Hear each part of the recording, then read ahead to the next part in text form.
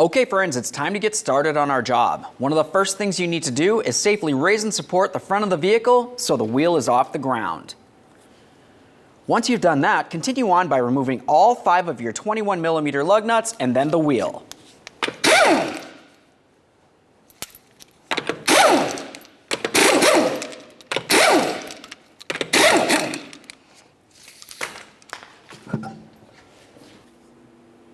Alright, so now that we have the wheel off of there, we have a nice clear view of our brake caliper. If you were to look inside this hole right here, you're going to see that there's an area where you can see the brake caliper piston. We're going to have to push that back. I'll use a small prying device. Carefully get it in here. As I'm prying on this, you can tell that the caliper slider pins are sliding in as well. That's a good sign. Now once you have a little bit of movement from this area, we can continue on to our 2 14mm slider pin bolts. Let's remove the pair.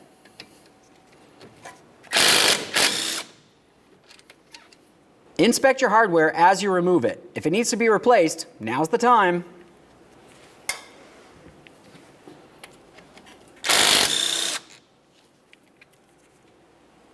Now we can carefully grab onto the caliper and we'll remove it from the brake pad area. We're going to pay attention to the piston area here. That's what I talked about earlier. Let's make sure that this presses in all the way so we're sure that it functions properly. After that, give it a close inspection for any type of fluid. If you see any fluid, it's probably brake fluid, and that would mean you have to replace the caliper.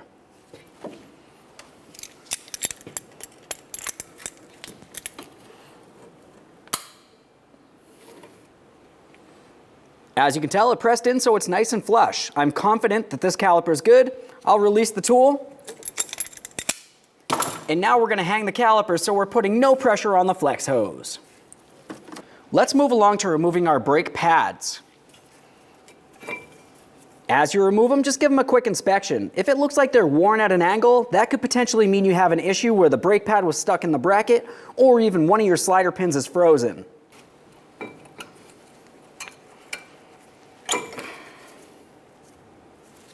Now we can move along to removing our caliper bracket. Looking at the back side of the bracket here, you're going to find 2 17mm headed bolts that hold the bracket to the steering knuckle. Remove the pair and then remove your bracket.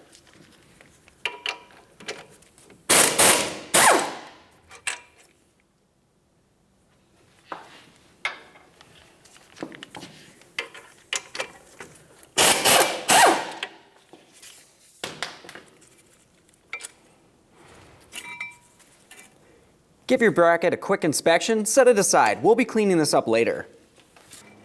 Remove your rotor from the area. Once you have your brake rotor off of there, the next thing that you want to do is clean and inspect your hub.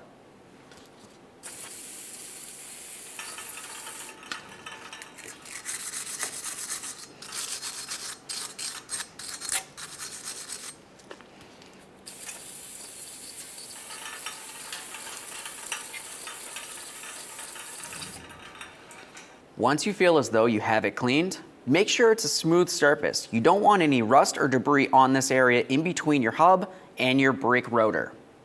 Let's apply some copper never sees. Now let's make our way over to the bench with our caliper bracket.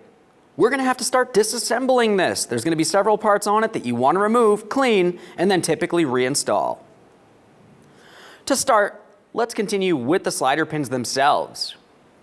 For these, you just want to grab onto them, give them a little twist, and pull them right out of there. This one's a little stuck. All right, there's one of our slider pins. Overall, this should be a nice, clean, smooth surface. As you can tell, ours needs to be cleaned over at the wire wheel. I'll set this aside, remove the other slider pin as well. That one looks a little better, but it still needs some cleaning. We'll set the pair aside. Once you have each of your slider pins out of there, continue with a small pocket screwdriver. We're going to start removing the slider boots. Now for these boots, what you want to do is carefully get in between the boot itself and the caliper bracket.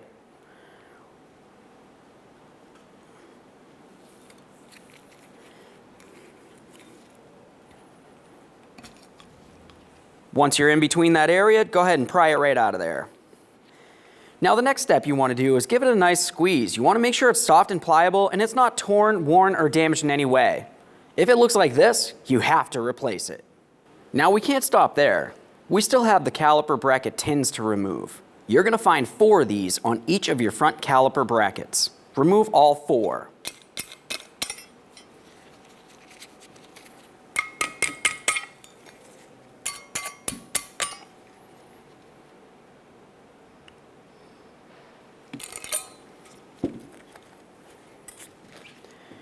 Now that we have everything taken off of the caliper bracket, it's going to be time to clean it down. The first areas that we want to pay attention to are the areas that we went ahead and we removed those caliper bracket tins from. There's 4 corners on this bracket that need to be cleaned down. You want to make sure it's a nice clean surface and there's no rust or rot buildup in any of the corners.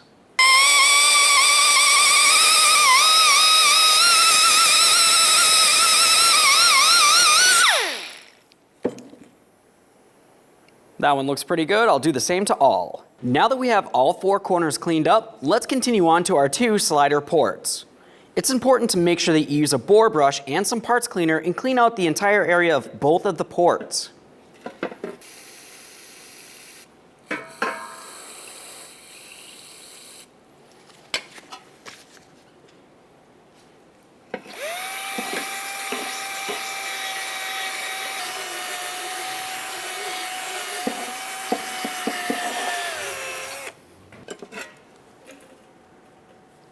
We'll give those a rinse.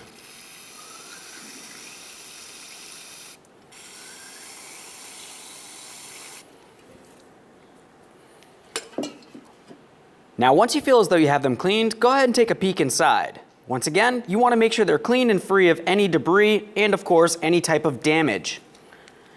Now it's time to talk about the slider pins. The first thing we'll do is wipe down any existing grease that's on it.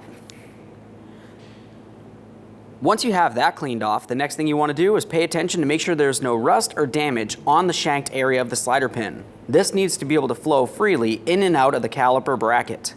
If it looks like there's anything on there, go ahead and clean it off with a wire brush or even wire wheel.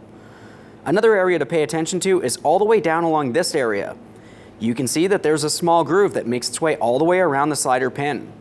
It's important to make sure that that's cleaned out as well, because that's where the caliper boot will be, and of course if it isn't clean, moisture or debris could make its way inside the caliper bracket. Now let's make our way back to the caliper bracket. We're going to be looking at the caliper pin tubes. Use some high temperature caliper lube. I'm going to try to coat the inside of this, making sure that I get all the way up around the ridge here. We'll do the same for both ports.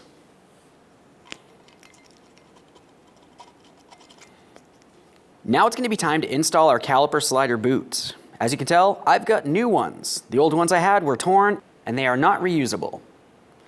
Now for this caliper boot, you're going to notice that it has 2 very different sides. One side has this ridge right along here, and the other side really doesn't have a ridge at all. The side that has the larger ridge is the side that needs to press into the caliper bracket itself.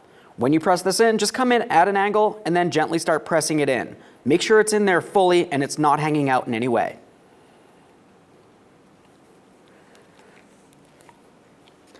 Now once you have it in there, go ahead and give it a quick spin. We're just trying to make sure that the grease is making its way around and that the boot is actually fully secured. Let's do the same on the other one.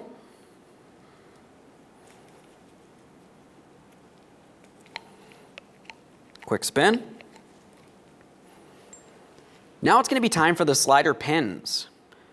When you're doing this, you want to make sure that you coat the entire shaft of the caliper slider pin, all the way down to the very tip. Also, when you're coating this, make your way up into that groove that I talked to you about earlier. By putting lubrication inside here, it's going to help keep moisture and debris out of the area. Now we'll slide this back into its proper port.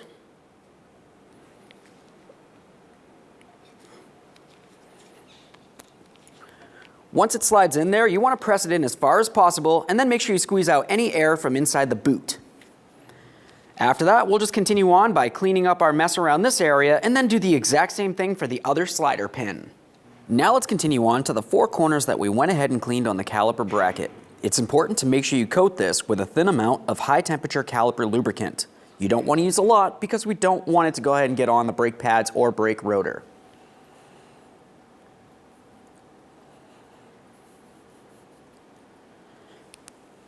By putting lubricant in these areas, it's going to help with vibration dampening and noise reduction overall.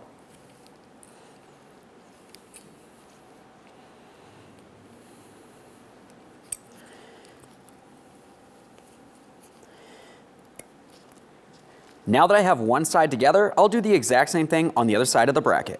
All right, once you have all four corners in place, let's make our way back over to the vehicle. All right, now it's time to install our brand new rotors. You'll notice on these rotors, they came with a special coating on them. You want to make sure you don't go ahead and clean that off of there. Also, you want to pay attention to the way that the slotting and the grooves are on the rotor itself. Make sure you have it in this orientation. Let's slide it right over the hub, install one of our lug nuts to hold it in place.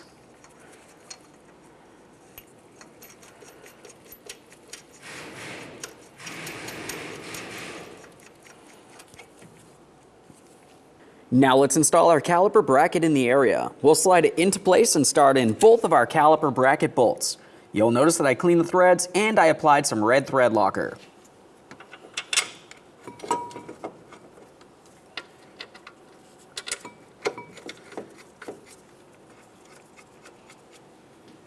Once they're both started in, continue on by snugging them up. After that, torque each of them to 79 foot-pounds.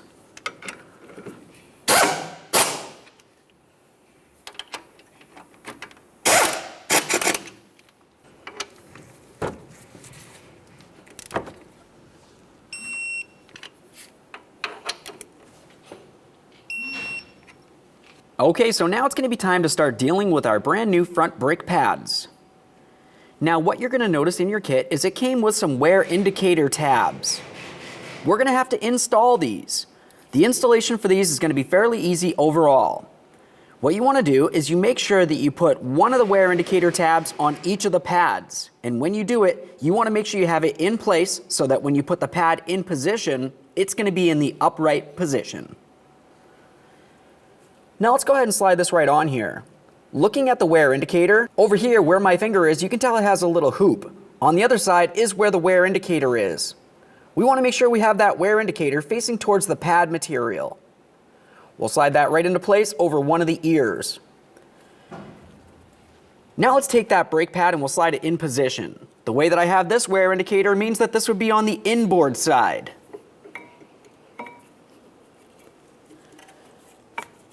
There we are. Now once you get it in there, you just want to make sure that you can wiggle it around. You don't want to have to put it in there with a hammer of any sort. Assuming that's good, continue on and do the exact same thing on the forward side. Once you have your pads fully situated, continue on to the caliper itself. We're going to be using some more of that high temperature caliper lube, and we want to make sure that we lubricate along the metallic aspect of the piston here. Once you have that lubricated, continue on to the back side of each of these two ears. Adding lubricant in these areas is once again going to help with vibration dampening and noise reduction. With that lubricated, let's go ahead and slide this in place.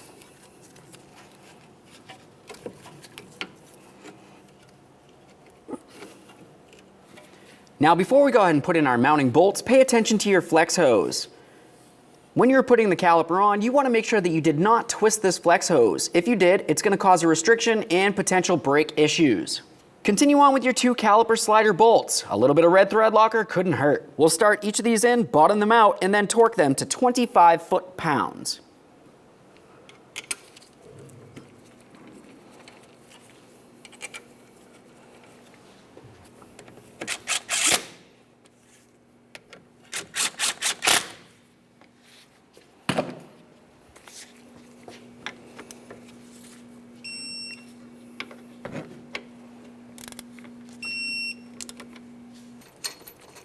Now we can remove our lug nut from the area. Let's get the wheel back in place. We'll start on all of our lug nuts, bottom them out, get the wheel safely back on the ground, and then we'll torque each lug nut to 76 foot-pounds.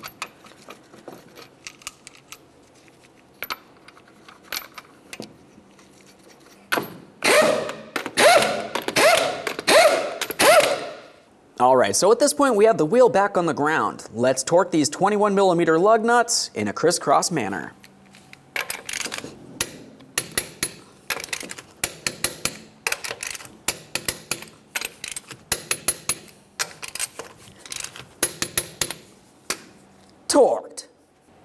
Okay friends, I showed you how to do one side of your front brakes. The process will be the exact same thing for the other side of the vehicle. Once you've completed that, make sure you make your way into the passenger compartment of the vehicle and pump up the brake pedal till it's nice and firm. After that, get under the hood to the driver's side. You're going to be looking for your master cylinder. That's where all your brake fluid is. Make sure it's topped off up to the maximum line. Close it up, shut the hood, take it for a road test. Thanks for watching. When only the best will do, demand TRQ. The only company that lets you view before you do. TRQ is committed to offering the highest quality aftermarket auto parts that are engineered for peace of mind. Thanks for using and viewing with TRQ.